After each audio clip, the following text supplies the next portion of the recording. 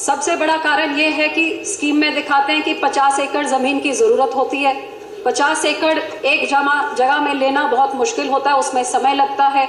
उसके बाद उस ज़मीन के लिए CLU स्टेट गवर्नमेंट से लेना, उसमें भी बहुत टाइम लग जाता है।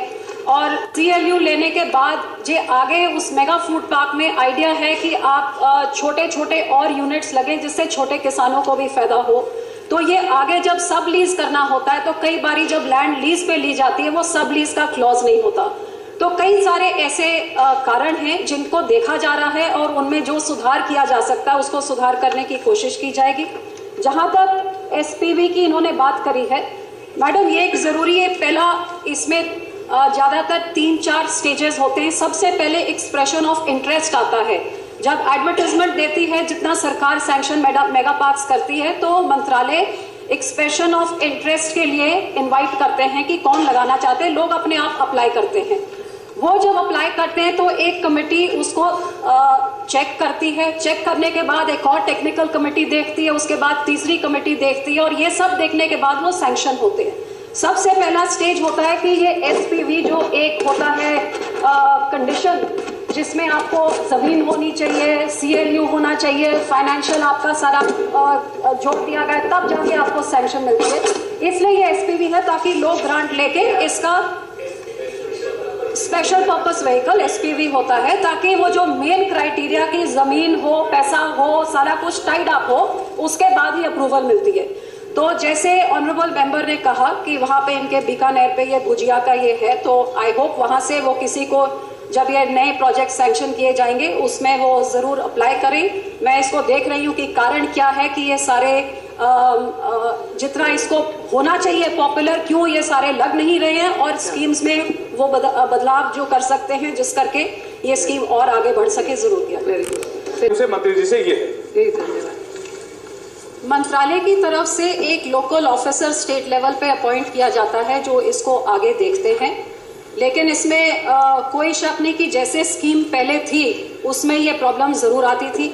इन्हीं को देखते हुए कई चेंजेस किए गए हैं जो अभी नए मेगा फूड पार्क्स जो किए जाएंगे, जिसमें से एक बड़ा चेंज ये किया गया है कि पहले जो कोऑपरेटिव्स और स्टेट एजेंसीज थे उनको भी इस स्कीम के तहत ये स्कीम फिट नहीं आती थी, तो अब उनके लिए SPV की ज़रूरत नहीं होगी, जिससे डायरेक्टली कोऑपरेटिव्स और स्टेट एजेंसीज भी कर सकती हैं। और ये जो नॉमिनेट किया जाता है स्टेट लेवल पे जो ऑफिसर होता है, अक्सर वो कमिश्नर होते हैं, डिप्टी कलेक्टर्स होते हैं, तो वो इसको सारे को मॉनिटर करते हैं और उन्हीं का काम होता है कि ये जो स्टेट के साथ जो प्रॉब्लम्स आती हैं इसीलिए उनको उस कमेटी में डाला जाता है ताकि वो स्टेट लेवल पे फॉलो अप कर सके। हमारी वेस्टेज करीब 40% है। तो ये जो मेगा फूड पार्क स्कीम है, मेरा प्रश्न ये है मंत्री जी को, और उन्होंने उल्लेख भी किया कि जो कठिनाइयां हैं, इन कठिनाइयों का और ये वास्तविकता है जो मंत्री जी ने कहा, लेकिन इन कठिनाइयों का समाधान करने के लिए मंत्रालय और मंत्री जी का क्या सोच है?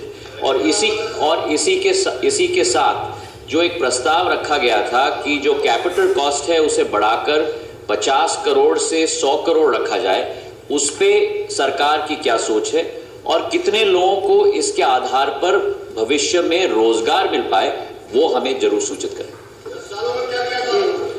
इस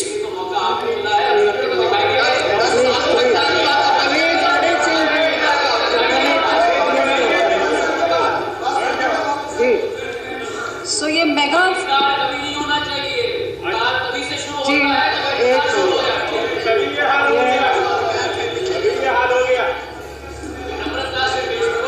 प्लीज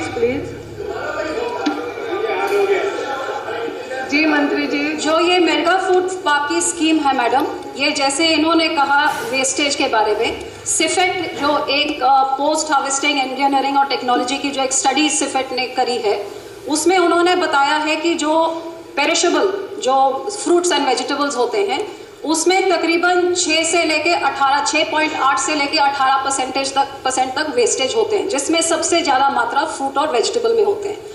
एक कारण यह है कि फूड प्रोसेसिंग में फ्रूट्स एंड वेजिटेबल्स की प्रोसेसिंग सबसे कम है, इसमें कोई शक नहीं है।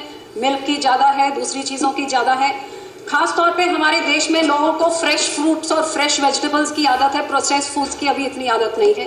तो इस मेगा फूड पार्क का एक यही एम था कि ये वेस्टेज को घटाने के लिए ये मेगा फूड पार्क बनाए जाए, जिनके करके सबसे पहले इनके ये हब एंड स्पोक एक मॉडल होता है जहां पे एक बड़ा प्रोसेसिंग सेंटर होता है और फार्म लेवल पे कलेक्शन सेंटर्स होते हैं, उसके पास प्राइमरी प्रोसेसिंग सेंटर्स होते हैं और फिर ये सेंट्रल प्रोसेसिंग सेंटर्स पे आते हैं। तो ये हब एंड स्पोक ताकि वो कवरेज उसकी चारों तरफ से ज़्यादा तरह हो सके, इसीलिए ये मेगा फूड पार्क को इसको इन्विजन किया गया था। लेकिन जैसे बताया पहले कि इसकी जैसी सक्सेस रेट होनी चाहिए वो नहीं है। मैं उम्मीद करूंगी कि हमारी गवर्नमेंट से मुझे पूरी उम्मीद है कि ये सपोर्ट मिलेगा वो चेंजेस लाने के लिए जिससे ये स्कीम आगे बढ़ सके। जो ऑनरेबल मेंबर ने कहा that the amount should be raised of subsidy from 50 crore to more. Unfortunately, financial status has not been left in such conditions that we would do the things that we love to do. So as soon as the funds constraints have been put on the right track, and I'm sure we will look into that. In the meanwhile, other alternative options are being weighed. सभा में भी कोई plant setup करने की उम्मीद प्रस्ताव दे दो। केंद्र सरकार रखती है। नए मेगा फूड पार्क्स के लिए अभी भी स्कीम 31 जुलाई तक ओपन है। लोग EOI अपना एक्सप्रेशन ऑफ इंटरेस्ट भेज सकते हैं और उसको शायद एक्सटेंड भी करने के बारे में सोचा जा सकता है। तो अभी भी आप देखेंगे तो वो ऑलरेडी अवेलेबल है। Thank you. के कविता approval will happen or the land will be given back to the farmers, ma'am? Madam, like I said, there are various stages which once those norms are met, then the approvals are given.